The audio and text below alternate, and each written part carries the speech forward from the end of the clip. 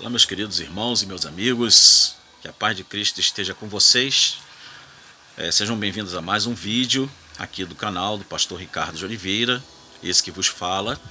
Eu gostaria de ler alguns versículos que se encontram no capítulo 17 do livro histórico de Atos dos Apóstolos, no capítulo 17, versículo 16 em diante, que diz-nos assim: E enquanto Paulo os esperava em Atenas, o seu espírito se comovia e em si mesmo, e ele vendo a cidade tão entregue à idolatria, de sorte que disputava na sinagoga com os judeus e religiosos, e todos os dias na praça com os que se apresentavam. E alguns dos filósofos epicureus e estoicos contendiam com ele. Uns diziam: que quer dizer este paroleiro? E outros: parece que é pregador de deuses estranhos, porque lhes anunciava a Jesus e a ressurreição.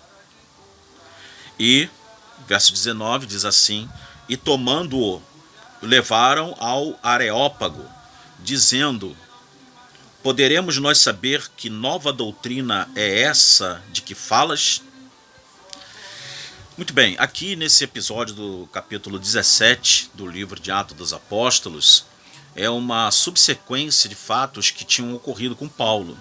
Paulo tinha estado na cidade de Tessalônica, pregando a palavra de Deus. Houve um grande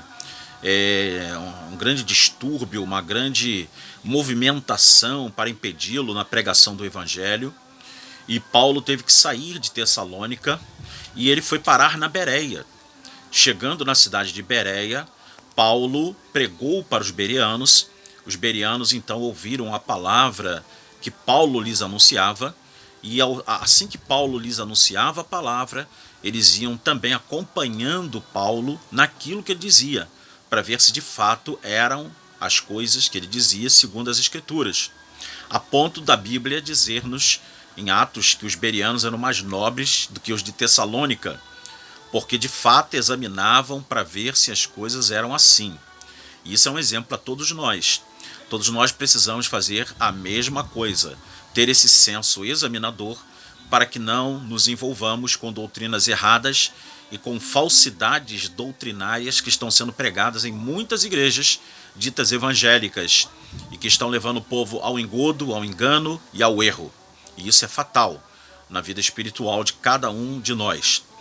Queridos, Paulo então estava ali na cidade de Bereia. Os de Tessalônica souberam que ele estava ali, foram até lá, alguns judeus, e começaram a fazer tumultos e fazer sedições e lançar o povo contra Paulo, ali na cidade de Bereia.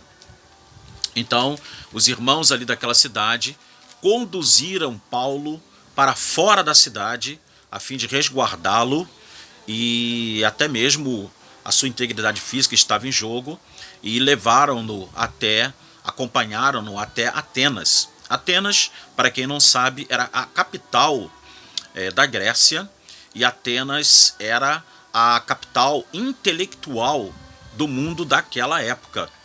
Não havia local com maior grau de intelectuais como havia em Atenas. As grandes escolas filosóficas, os grandes mestres da filosofia, os grandes sábios, principalmente do pensamento grego, eles estavam em Atenas. Atenas era culturalmente notável. E Paulo foi até Atenas. E ele ali viu coisas que a intelectualidade, infelizmente, não pode libertar muitas vezes a pessoa. Há muitos intelectuais que têm também uma tendência à idolatria. E Paulo, ele vê a idolatria e o seu espírito se comove.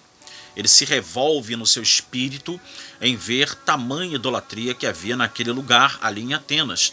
Mesmo com homens tão inteligentes, mas tão ignorantes também em relação às coisas dos céus, em relação às coisas do eterno.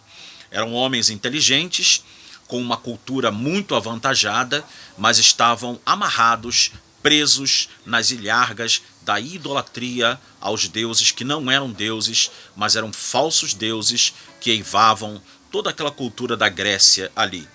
Muito bem, Então Paulo ele começou a pregar nas praças, porque a pregação é o meio pelo qual se liberta pessoas das suas amarras, sejam elas quais forem, inclusive das amarras da idolatria, da adoração a quem não deve ser adorado. E Paulo começou a pregar ali nas praças e apresentou-se a eles essa classe filosófica, a classe dos epicureus, que foi fundada por Epicuro, é o fundador da classe dos epicureus, por isso tem até esse nome, né, derivado de Epícoro, ou Epicuro, e os estoicos, que foram fundados por Zênon. Essas duas escolas eram rivais, mas se uniram ali naquele momento para poder disputar com Paulo acerca daquilo que Paulo pregava nas praças. E levaram Paulo até o Areópago. Né? Você pergunta o que é o Areópago. O Areópago literalmente significa colina de Ares. E Ares é representante de Marte, é o mesmo que Marte.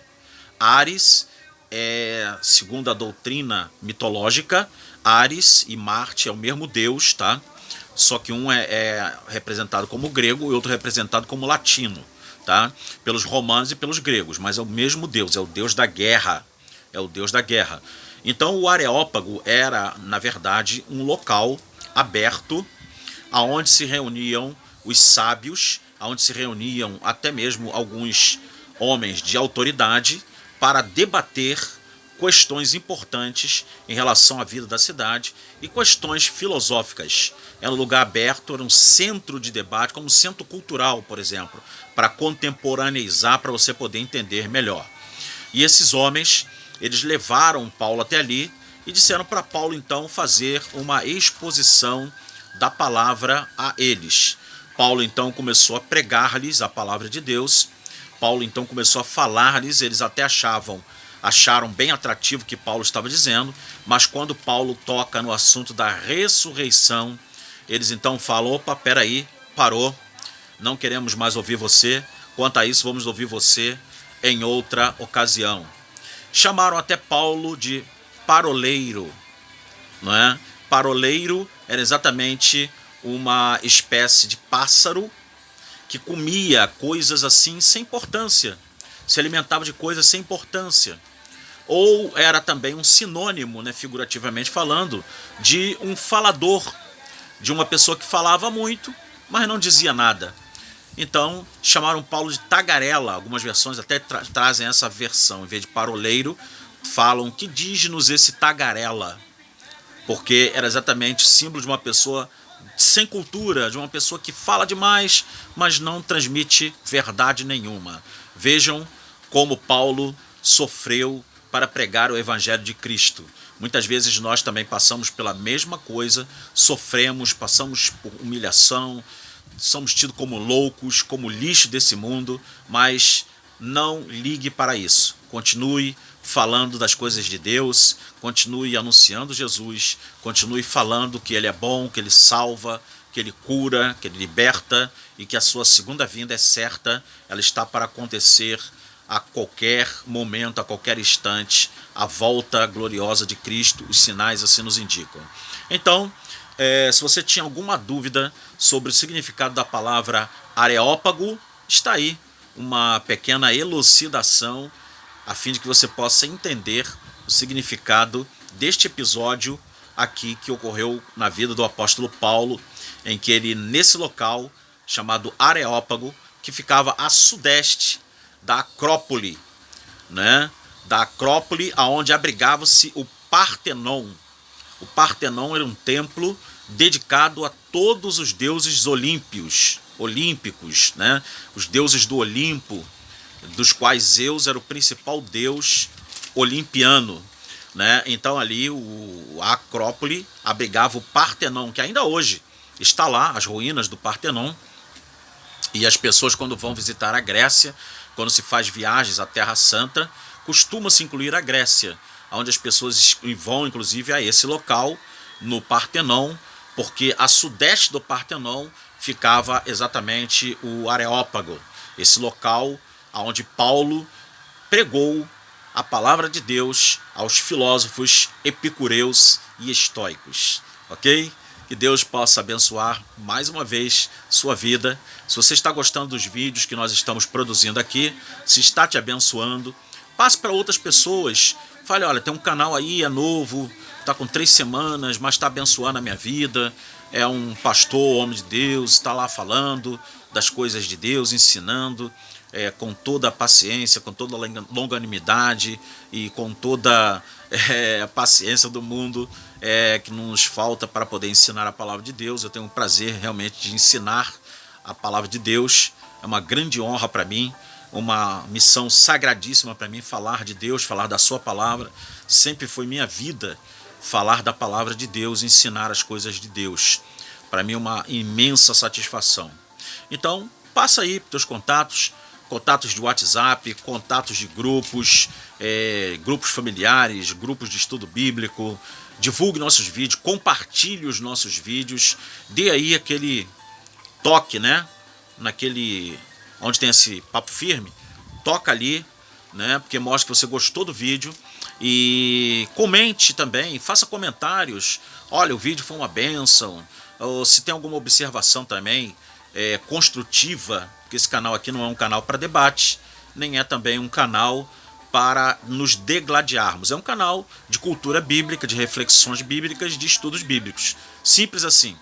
Então, dê lá o seu comentário, ok? Se tiver alguma observação construtiva que você queira dar, nós estamos aceitando também esse tipo de comentário e vai ser bênção para mim e também para você, que aí a gente vai procurar cada vez mais melhorar os nossos vídeos e nos dedicar ainda mais a esta nobre causa, ok? Que Deus abençoe. Até o próximo vídeo, querendo Deus. Shalom, shalom.